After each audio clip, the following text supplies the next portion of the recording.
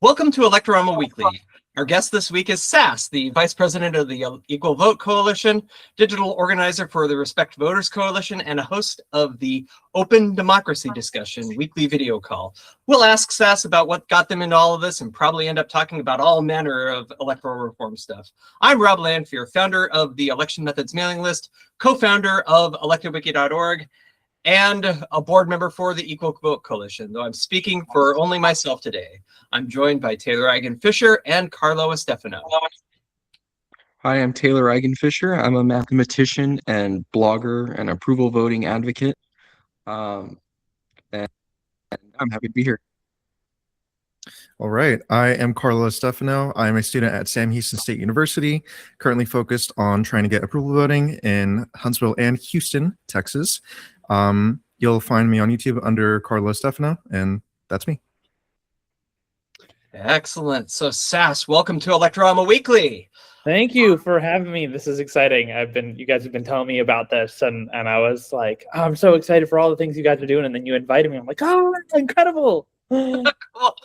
God, glad you're looking forward to this. So yes, on our week, so let's just dive in. On our weekly video calls, we frequently talk about how people go through an IRV phase or an RCV phase or whatever you want to call it.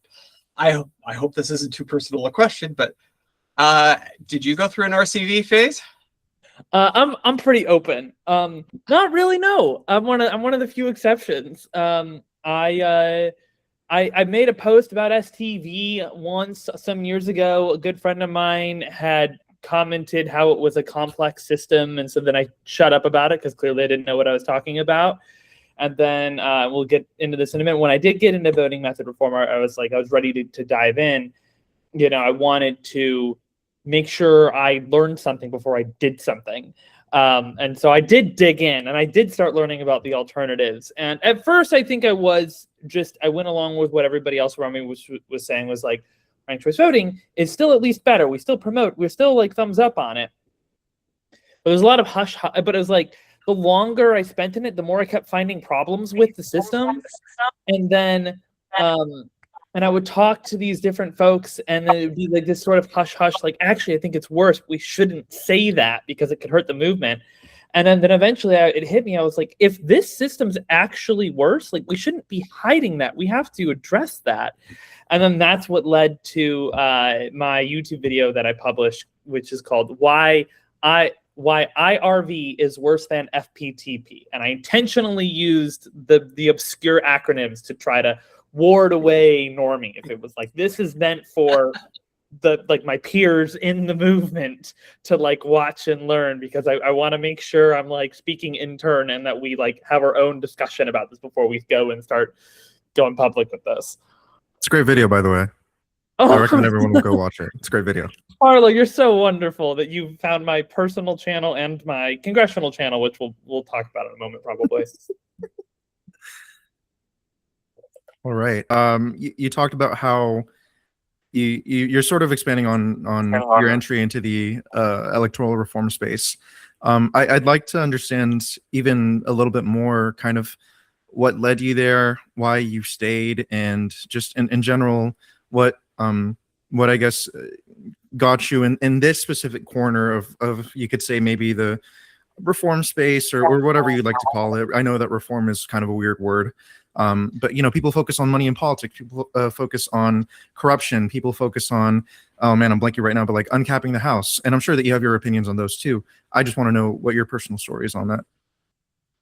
Yeah, so I know we had a lot we don't want to talk about, so I'm going to cut out some important details. But when I decided that I was going to run for a U.S. House of Representatives back in 2020, when I was living in Austin, Texas, and I saw a path to victory in a district that would have no incumbent, you know, I really saw an opportunity to really bring some kind of new message, you know, and a very, very solutions focused, and you know, because I was running for a federal seat in a political superpower, you know, my attitude is, unlike a lot of like local candidates who get asked about these crazy like national issues and they have to like redirect and be like, I'm focused on trying to like pass your potholes. I was like, no, I do need to have a stance on every issue. And so like I was already decently informed, but I like made a concerted effort to like learn about everything. And I'm not exaggerating about that. I mean, I'm like every topic I need to learn, I need to know, I need to have an answer, because anything could come before me and my decisions will affect not just my community, but potentially the whole world. And so I was already aware of this like concept of alternatives to choose one voting, and I knew that that was important. But you know, it was through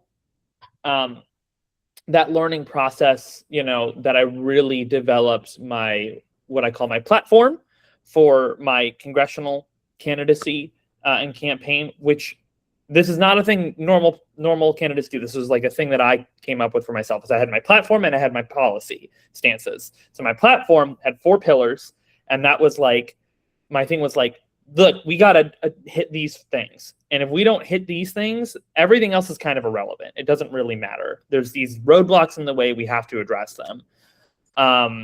And so, yeah, my 4 pillars were unconditional basic income, voting method reform, government accountability, and directly addressing division. And with voting method reform in particular, you know, it was just fascinating. I couldn't stop. I was supposed to be calling donors and working on my campaign, and instead I found myself arguing with people on the internet about voting science, as well as like organizing and like coming up with, and I led tweet campaigns. I did all sorts of stuff. I made videos and content and blah blah blah. But I was just emotionally invested. It was like, not only did I like do the calculus of like, all right, we have this thing in the US where we can like change our own laws and constitutions without going through the politicians, and like that's pretty rare. We're also like still like a superpower, and people pay attention to us, and world news is just US news in a lot of places around the world, which a lot of people find annoying, but it's what it is. And so like if we can leverage that system to like improve our democracy to this level that no other country has achieved, and like demonstrate this incredible improvement in such a short period of time, and contribute it to that, which is hard to do, but if we can do all of that, you know, that could inspire other countries to improve their democratic systems, and then that leads to solving all of the other problems. So not only is this like the most important thing, like of all the things I could be spending my time on, this is going to be the most impactful, especially because nobody's working in it, especially on the non-RCV side.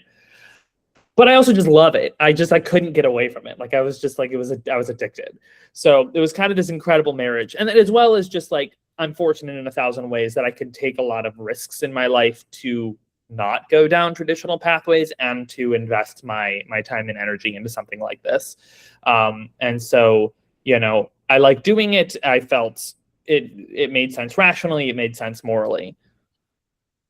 Well, so I really started getting into this space with the open democracy discussions, and that was like a huge game changer for me. I'd like to know, can you tell us about how that sort of got started? And, you know, because I know you do it like every week, even when, you know, you've been doing filing for like hours and you're half asleep, you still come in, you still show up, and you bring us into the Google Meet. So like, yeah, tell us about how that got started. Yeah, so open democracy discussion is a video call I host every week, every Tuesday evening, same time, same link. It is a place where anyone, anywhere can come and ask questions about voting science, democratic mechanics, and voting method reform, and receive live, personalized answers from folks who are active in the space, like my hosts here. You know, we don't get new people every week, and then it, you know, it's just we're kind of hanging out or whatever. But it is first and foremost a resource, and that's really how the idea sprung up. Is you know, I found myself so often trying to explain concepts of voting science to people, and some people would get it really well from videos, some people get it really well from text or graphics or presentations, and some people, they just needed to have a conversation. And I was like, you know, that's missing. We don't have that, and this space really needs that.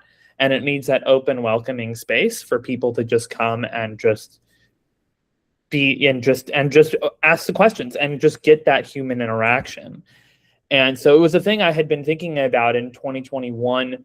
And when I joined the board of the Equal Vote Coalition in January 2022, and I kind of I finally got around to it, and I just made it a regular thing. I think originally it was like Ask About Democracy or something. It was a terrible name. I think it was Ask About Voting was the original name. It was awful.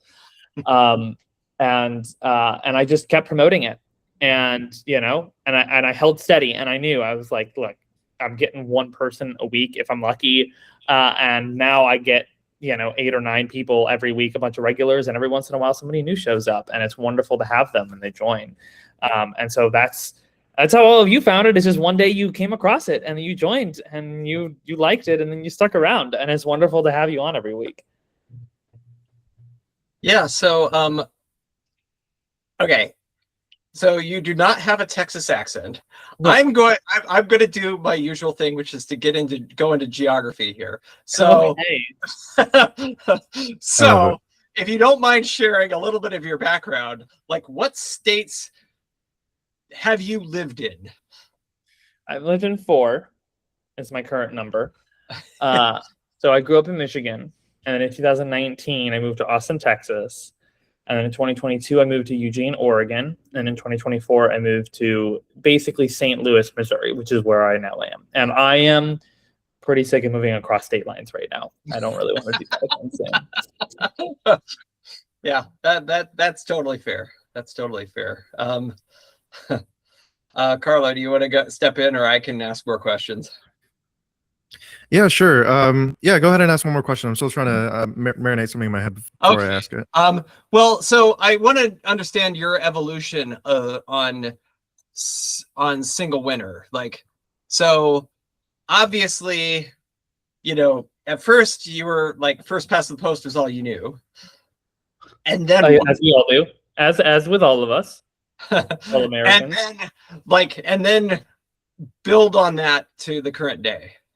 Yeah, I mean, CGP Grey, his animal videos, I watched those once or twice, found them interesting. That's when I posted about STV on Facebook that one time, was I had watched that. And I was like, we should elect the president using STV, which now is like, that doesn't make any sense. It's a single winner office. How do you use STV to elect, like, what? What am I talking about? I didn't know what I was talking about, clearly.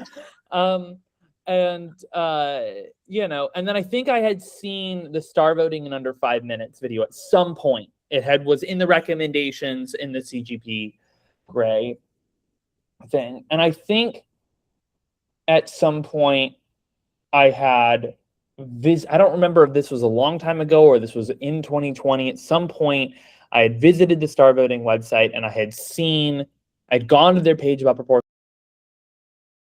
representation. I knew that it existed. They had some kind of information on it. And what I was doing, sort of as an exercise while I was like deciding what office to run for and everything, is I started typing up a constitutional amendment to switch to proportional representation. And I went back and I watched the CGP Grey video on STV, and I was like, I'm not loving this as much as I used to. And let me go check out these other alternatives. And so I went to the star voting site, and I found the proportional representation page, and it had not changed. And it just said, it said everything that they had at the time, but there wasn't very much. And it said, if you want, this is a thing we've been working on. If you want to learn more, email Sarah. And so I emailed Sarah Wolk, and she connected me with Keith Edmonds. And Keith was like, can I just talk to you for an hour? I was like, yeah. Keith Edmonds, PhD, this guy knows what he's doing.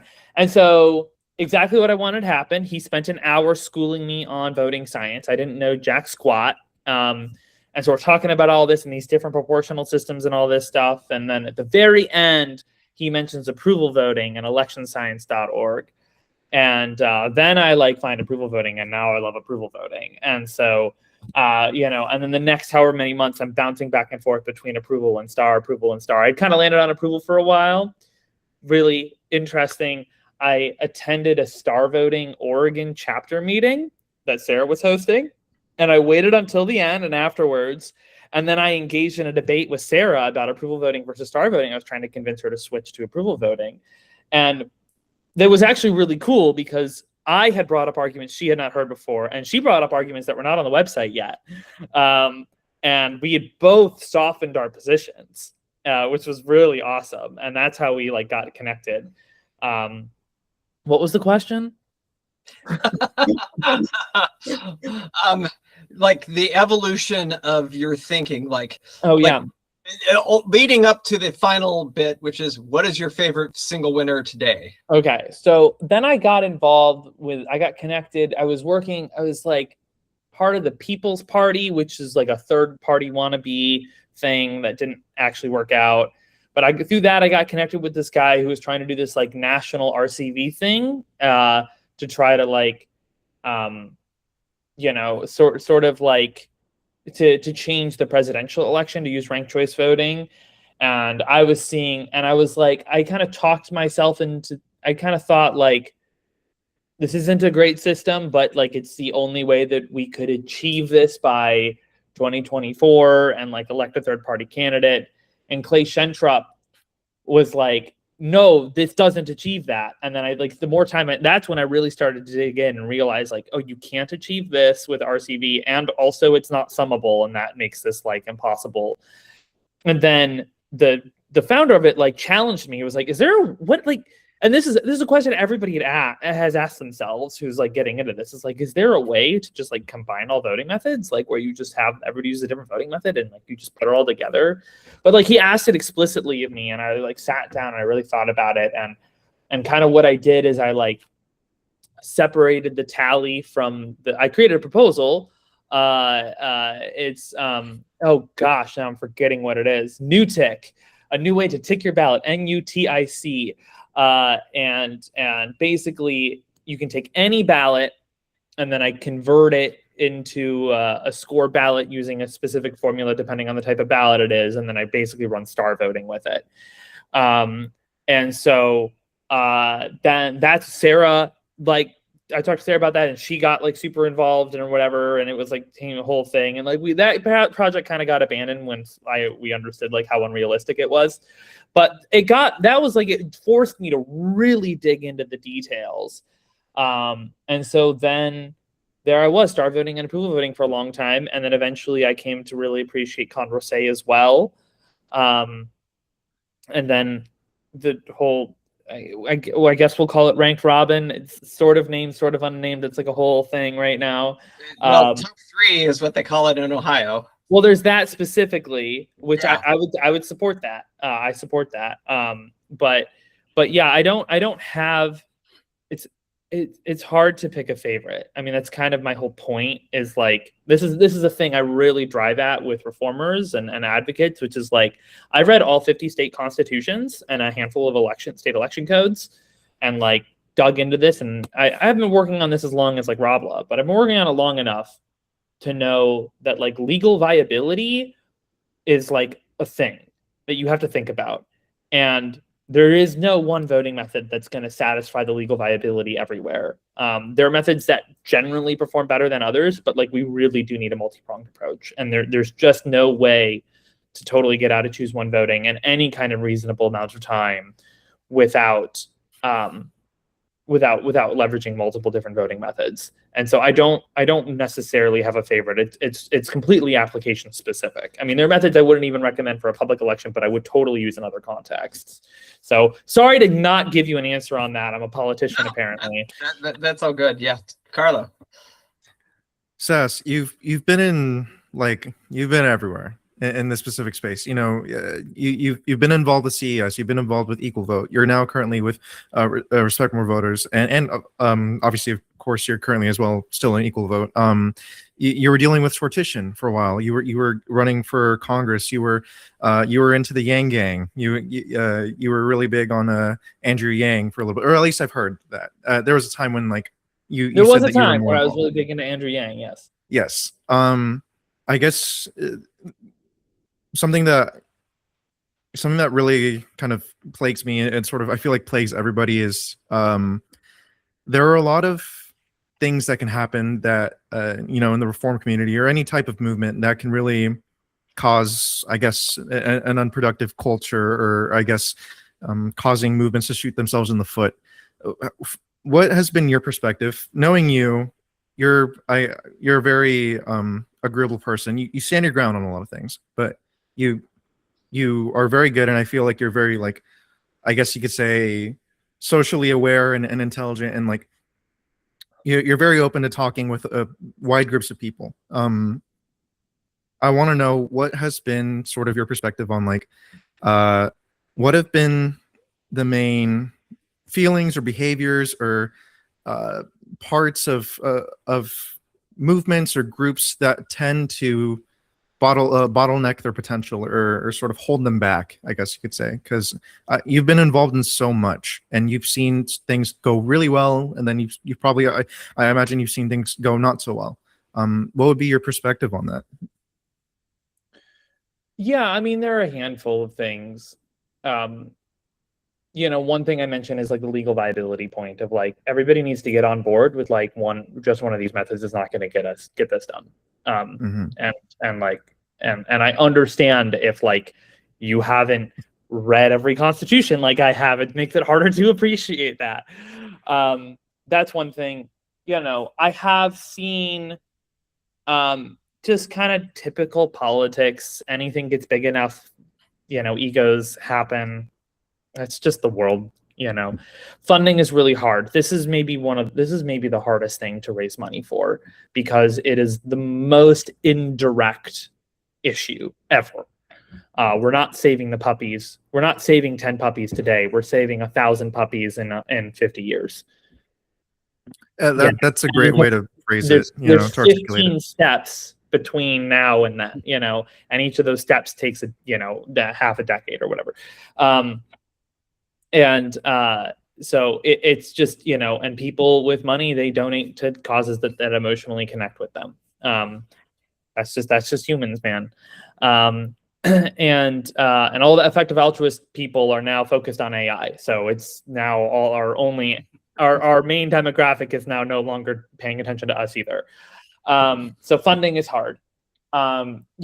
Inexperience, we've been getting more connected and sharing our experience more, but like this is still a really young movement, and it's got a lot of people in it who have not done real organizing before, and it's organizing is like a difficult, complex beast. There's no way about it, whether it's nonprofit volunteer activism or you're running a company. Like organizing people is hard. It just is.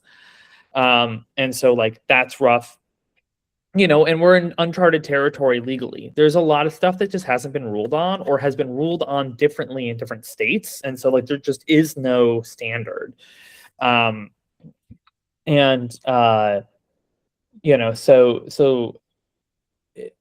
yeah, and then kind of the whole reason one of the big reasons I'm doing this which is that nobody's doing it. Very few people are doing that. And part of the reason nobody's doing it is because voting science was like heavily gate kept by academics until like less than a decade ago. Like I actually highly credit Sarah Wolk with like really bringing a lot of information forward in a way that's like people can like understand and appreciate and like get excited about and energized about. Like the CGP Grey videos are entertaining, but they don't inspire action in the same way that like the Equal Vote articles did. If I may ask, like, kind of like a bonus question right before, because I know probably Taylor wants to ask something. Where do you feel the voting community, like, I know this could be its own entire thing. Where do you feel the voting community is right now? Like, I know that you said that it's still in a young stage. Would you say that it's approaching sort of maturity? What is your outlook on like the reform space right now for our sector of it, at least? Very weird, because we had this behemoth of RCV, and it's received huge amounts of backlash, which everybody, we predicted that. And navigating that's really hard because people just lump us in with them, which is like, we knew that would happen too. And it's just hard. That's another thing that gets in the way, is like, how do we get around this and navigate this? And approval voting has been caught in the crossfire in North Dakota and everywhere in Missouri except St. Louis. And, now I just saw this like Democratic National Committee thing about the rule that they wrote that's like, clearly inspired to ban ranked choice voting for like presidential delegates, but it's like written broadly and it would also ban all other alternatives. And so like, you know, how we, and as well as like the rejection of ranked choice voting in 2004, but like, was that because it was big money, or was it because of the system, or was it because of this, or was it because of that? And there's a lot of unknowns right now. Like it feels almost more after the November 2024, it has felt far more precarious than previously, in my opinion.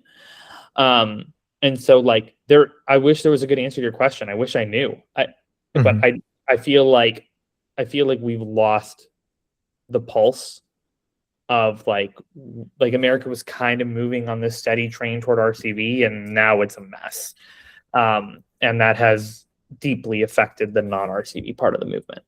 I appreciate the honesty. I do. I Yeah. appreciate the honesty. And like all we could do is just keep trying. Like that's not a deterrent. That's like, yeah, that's how this stuff works. Like it's easy to look back at major successes of movements like this to improve democracy, civil rights movements, and you only learn about the moment where they succeeded, and they don't show you all of the work and all of the failures before that moment.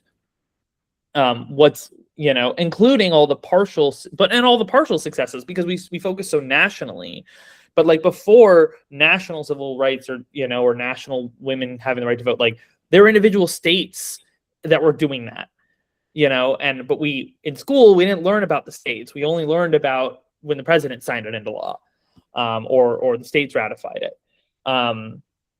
So, you know, we're in that tumultuous phase, and I do still think it's early. So we were talking recently, and I feel like you have many skills, and I think maybe your biggest skill, in my opinion, is your charisma, as you said. And so I guess I'm wondering,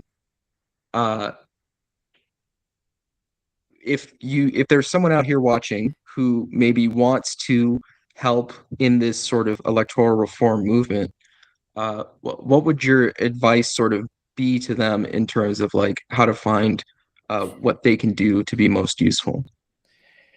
Yeah, I mean,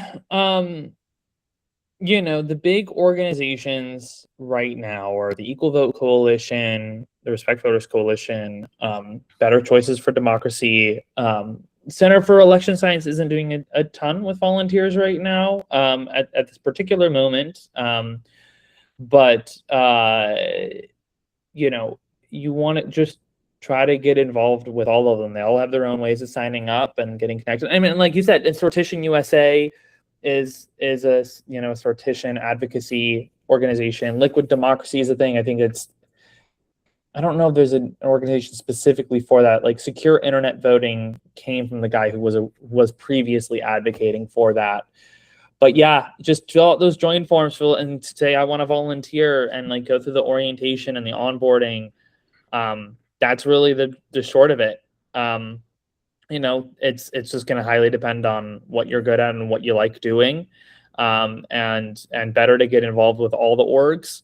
And like, if you end up deciding to just focus on one, that's fine. But test the waters, definitely, you know. Sass, I guess, because I know that we get into pretty niche territory. I'm very grateful that we do. The open democracy discussion that you host has been a great space to talk about these types of things.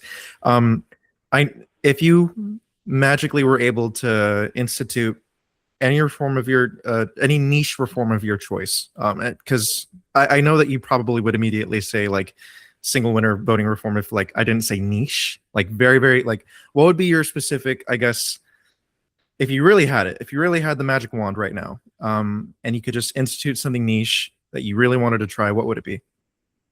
Yeah, before I answer that, there were two orgs that I forgot that are location dependent. Utah approves and California approves. So you live in those two states and you're interested in approval voting, definitely get involved with those two orgs, one of those orgs. So niche, and I only get one. Yeah, you know, that's rough. And I might just say all single winner and block multi-winner elections around the world now use approval voting, just to, that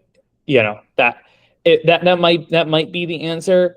Oh, well, This- that's what, like, specifically I was trying to avoid, like Okay. beyond single winner, like Oh, go into we assume a world where we already got like the biggest step, which is the single winner. Now you can wave your magic wand and you get like the fun stuff. the way that legislatures write and pass laws is garbage. It needs to be completely restructured. It needs to be more like a public election, right? Where you have multiple bills all trying to vie for the same spot, the winning spot, to address some issue, and then the legislators vote on all of those at the same time using a good voting method, and the winner is the one that goes into law. And there's a million variations on that in specifics and details, but like that, I think, is the second most important thing. I think that legislatures around the world having this like simple majority, up or down votes, and single pieces of legislation, the government versus opposition thing, major versus minor party, whatever, like that is the second big driver of two-party system, I should say two factionalism, because there are countries that have many active parties, but they're still too factionalized along the government opposition side line. So like that has to be completely changed. So that I would say is the second thing after voting method reform. That's great. I was betting on you saying either that or saying a sortition-based citizen assembly where citizens vote on it via liquid democracy. So that was great. That was great. There are great ways to integrate that, into, but it's like it doesn't. If you add that in, you still have the two factionalism problem at the end of the day. Mm-hmm. Yeah, for sure. Yeah. So I guess speaking of legislators and everything, so Missouri voters were just confronted with Amendment 4, right, which was put forward by the Missouri legislature, and wow, did they get their butts handed to them. That was so amazing. I was like, we were all like, what? Every county. So yeah. So Respect Voters Coalition, of course, spent not just did you not were against that proposal, but you spent a lot of time and effort opposing that. Like, what was what was so particularly bad about it for you all? So this was Benjamin Singer is a co-founder of the Respect Voters Coalition. He's my boss. And he and I were planning on focusing on something else for this election cycle, going into 2026. We were going to probably work on some approval voting stuff, maybe some local things with St. Louis. And, a thing that we had, that had been imagined before was an initiative petition about the initiative petition process. And, the November 2024 election, after that, we learned a lot of lessons from that. There were so many weird things that we didn't expect that happened around the country, the way that voters voted on various ballot measures. And we did a poll of our supporters, and everything shifted very quickly and in a great way, which was we saw the writing on the wall that the state legislature was going to put a really, really strong attack on the initiative petition process this cycle. And, we saw around the country similar attacks that had failed, but only because people at the last minute stepped up and did big vote no campaigns. And so that's right. So that was not a reliable vote from the people. We and kind of one of the big things was the reason we hadn't done an initiative about the initiative process before was there was no money for it.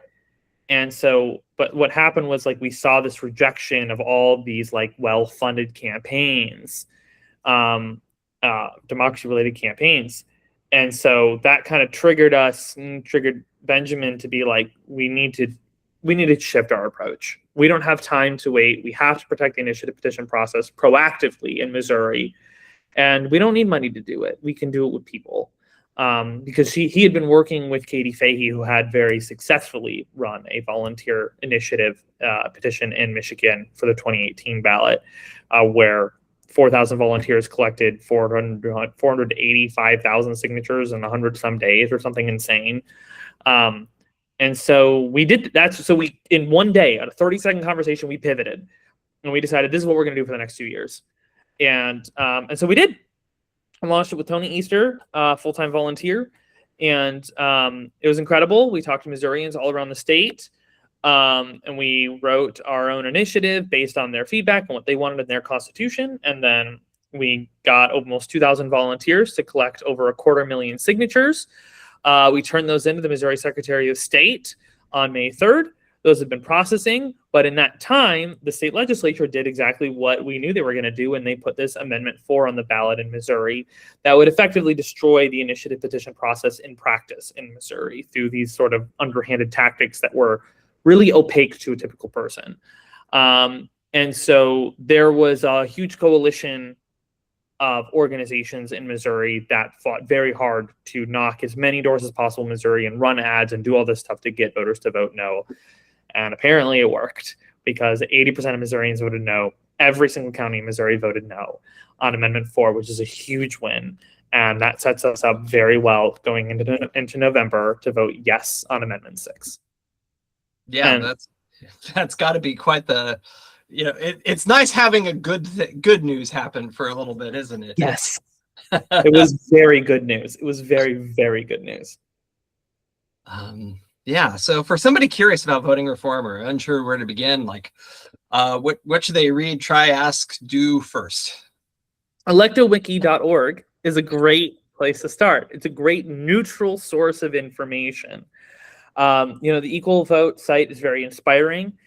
The Center for Election Science site is, doesn't have the wealth of information that it used to in terms of, for a variety of reasons.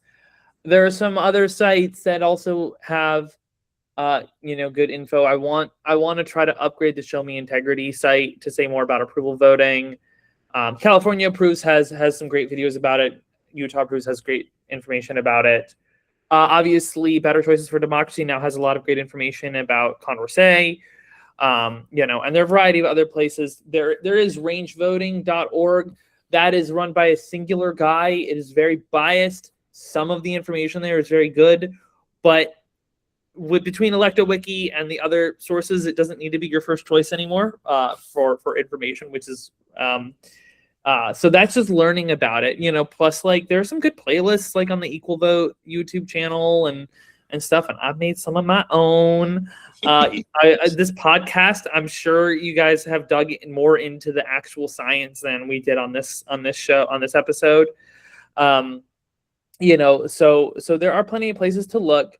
The big thing I would just be skeptical of is like anything that's like kind of strongly pro RCV is like probably missing some details or leaving out some details, or like secondhand, third-hand, fourth-hand source that is like repeating some talking points. And that's not to, and I want to be very clear that like it's not against the volunteers, it's not against the advocates. Like the reason RCV is like oversold right now and underdelivers is because of like a couple people from like back in the day. A lot of them aren't even involved anymore, but they got started early. They got like a first movers advantage, and it's kind of led to the situation that we're at now. But like, if you are trying to fight for a better democracy, it's a good thing. And I just want you to be informed about what you're advocating for. There are lots of really good options.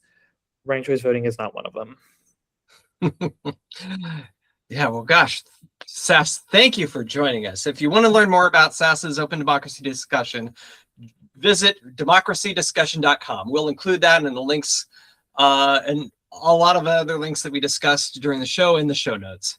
ElectoWiki can be found on ElectoramaWeekly can be found on electowiki.org. Corrections and tips can go to news@electorama.com, or you can edit the newsletter. It is a wiki after all. And with that, I'm Rob Lanfear. I'm Taylor Eigenfisher. I'm Carlos Stefano. I'm and Sass. thanks for tuning in to Electorama Weekly. Good stuff. Thank you.